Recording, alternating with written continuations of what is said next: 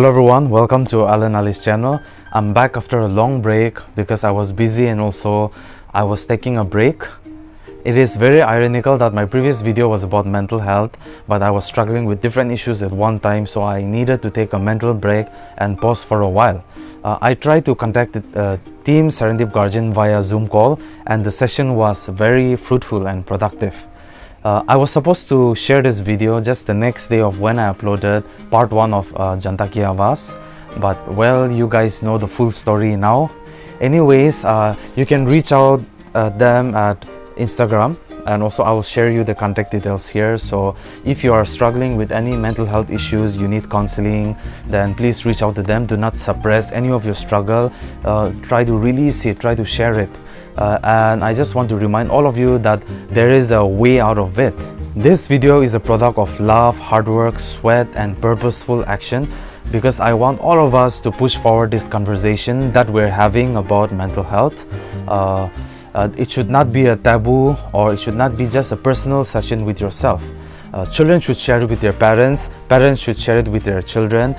We should discuss more about this in our workplace. Mental health should be our #1 priority because it affects our entire well-being.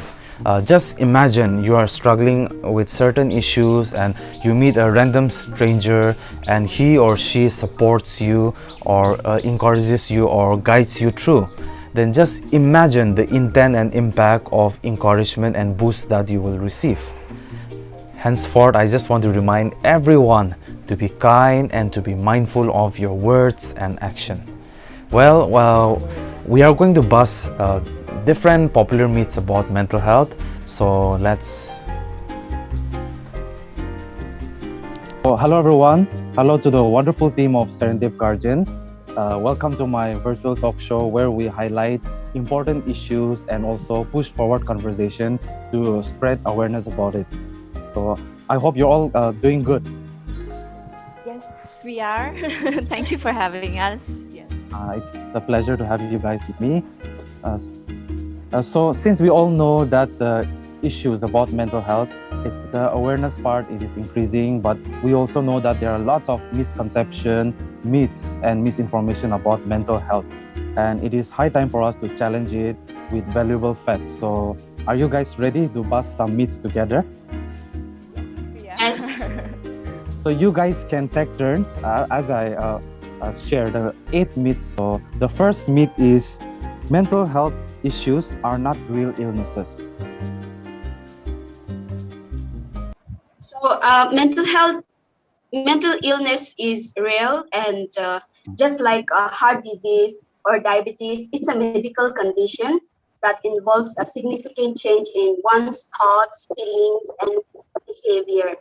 And it needs care and attention as much as a physical illness. Okay. Myth number 2, mental health illness or issues will never affect me. It's very important to understand that all of us will experience mental health problem, okay? Irrespective of our age, irrespective of our, religious background, socioeconomic status, all of us will experience mental health problem at one point of time in our life. But not everyone will experience mental illness. But it's also important to understand that all of us are vulnerable to mental illness. See, you and I cannot say, I will never get sick, right? The same thing with mental illness also. You and I cannot say, I will never have mental illness. And another aspect is that when it comes to mental illness, see, there is a misconception and belief, in Nagamese we say, hawa biara lagi she, good brother she, saitan jeji she, if not generational curse ase, no libi ekjon laga faith, prayer strong থাকে না itu karni ini ka খুশি না itu misconception ini ka থাকে. So when we started thinking like this, we delay treatment, right? And by the time the person comes to the right treatment for the professional help, the existing issue is already, magnified, and it takes longer for the recovery. So it's very important to understand this aspect, and we need to burst this myth. Yes.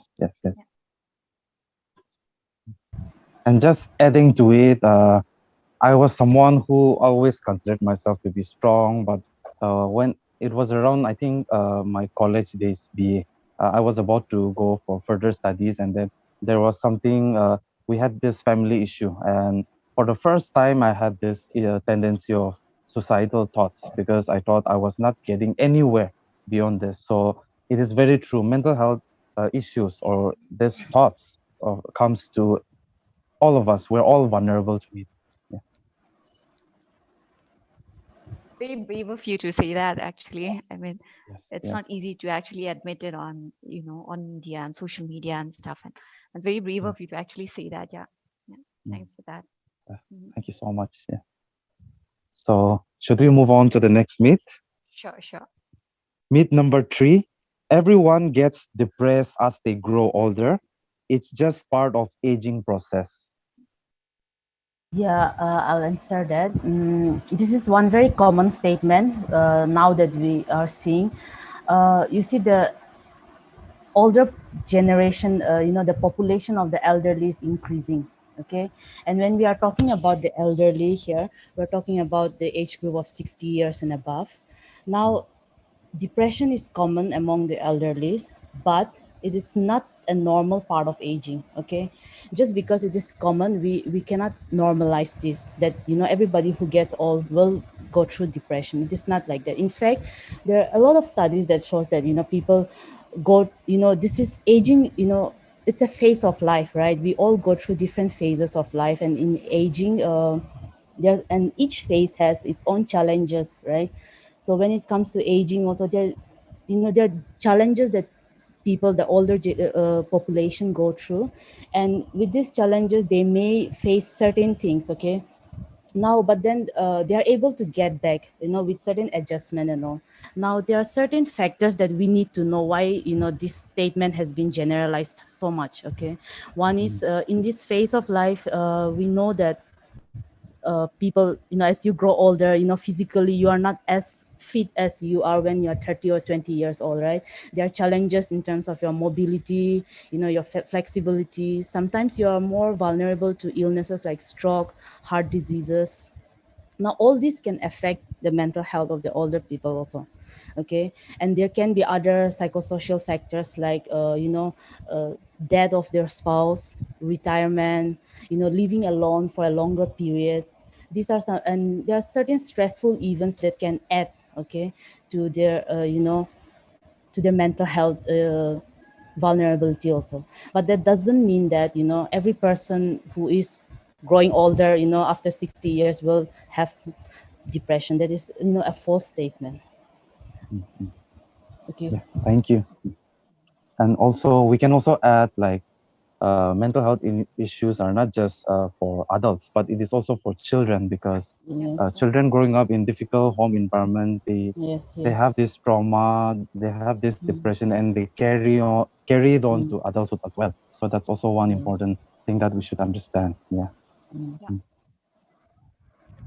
So moving on to the next myth, myth number four, people who experience mental illness cannot work or cannot be productive. Yeah. I think this is one of the most common myths when it comes to mental illness. We need to hear, when you are saying work, let me separate it, okay? When you're Mm, talking about work, it can be an income generation work. And the other thing is work, as in when you are at home, you are not employed or anything, but you are indulged in activities, right? So here I want to, and to answer this myth, I want to, separate this in terms of income generation and the work that we are usually indulged in at home or at any place. Okay, so when it comes to mental illness, you see there are different kinds of mental illness with different symptoms. Okay, with a proper treatment, a person will be able to function properly.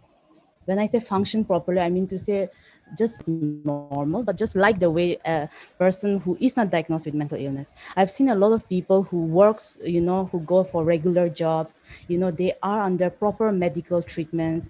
When we say proper treatment, we're talking about medical treatments here to people who needs medicines for their mental illness diagnosis. And we are also talking about psychological therapies that they need to go through.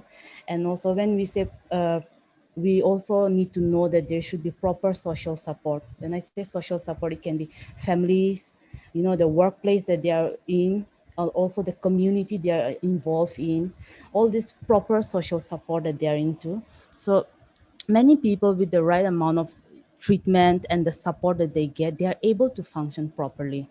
And even if a person is not going for work, as in, okay, there are people who with the right proper treatment at home, they are able to indulge in basic care activities, like they're able to eat food, they're able to do basic self-care activities like get up, wash up, help out at home.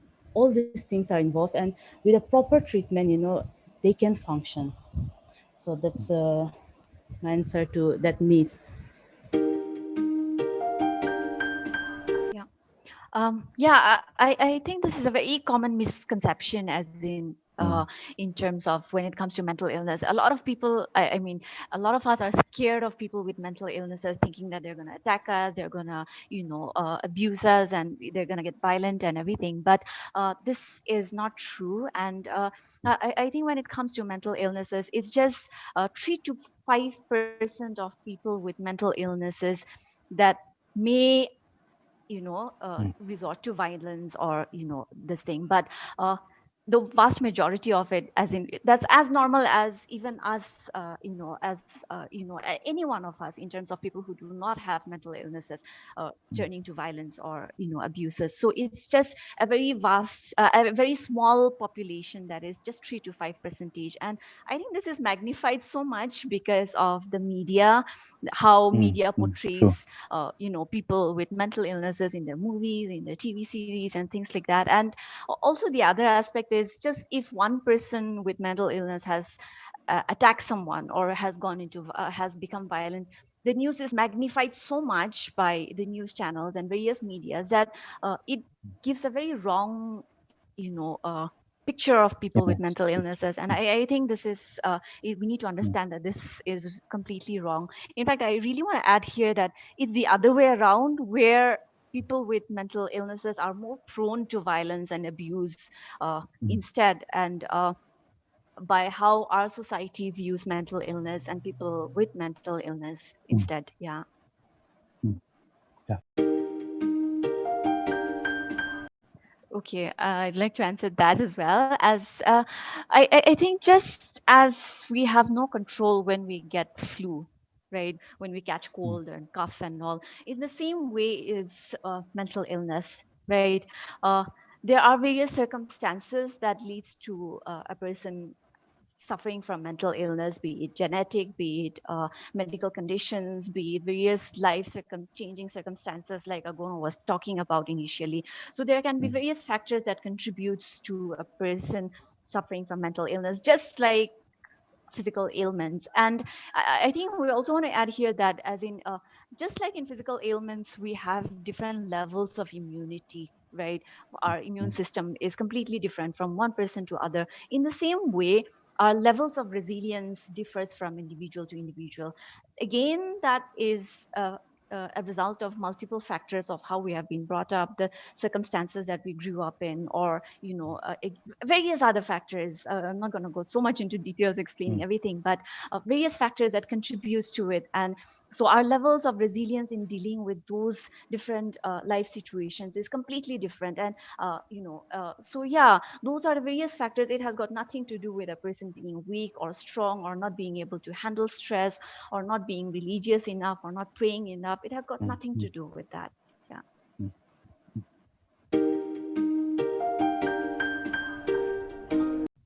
Okay, I'll take the last myth as well. So yeah, since we are in Nagaland, I'll be speaking in terms of the Nagaland context, right? There is less support, yes. There is less professionals, yes. But that does not mean that there is no help available. Yeah. I think it's been 7 years that we've been working in this field of mental health, and looking back and looking now, there are multiple, help available. In fact, if correct me if I'm wrong, if it has been upgraded, I'm not sure, but the district mental health program, for that matter, is being implemented in 5 districts right now, in Dimapur, Kohima, Mokokchung, Longleng, and Pek, with various mental health professionals, right? There we have the District Mental Health Institute in Kohima. We have organizations like us and others, and we have various clinical psychologists, psychiatrists, psychiatric social workers, counseling psychologists doing their individual private practices as well. So we do have help available for young people who want to reach out and seek help. And I think I also want to add here that the pandemic has actually opened up our virtual our Mm. virtual health, our virtual world, and this is relevant even in terms of mental health support. So there are Mm. various telecounseling services that are available. There are various psychiatrists who are actually doing teleconsultations, and we've been doing those referrals as well. So things like that, it is, I mean, there are less help available. That is the global scenario. That's especially our Mm. Indian scenario as a whole, not just our Yes. state. Mm. But for young people who want to reach out, there is actually help available. Yeah, available. Yeah. Mm. Mm. So anyone wants to add more, or I think that's okay, right? Yeah. Yeah. Thank you so much to the wonderful team of Serendip Guardian for helping me bust some of the most common misconception about mental health issue. And it is high time for all of us to change the direction of our dialogue. Mental health issues should not just be a bedroom session with yourself.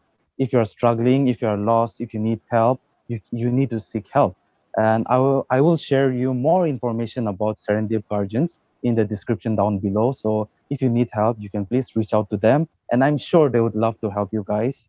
So thank you so much for this wonderful time. Yeah. Thank you for having us, Alan. Thank you, Yes. Alan. For having And us. yes, yeah.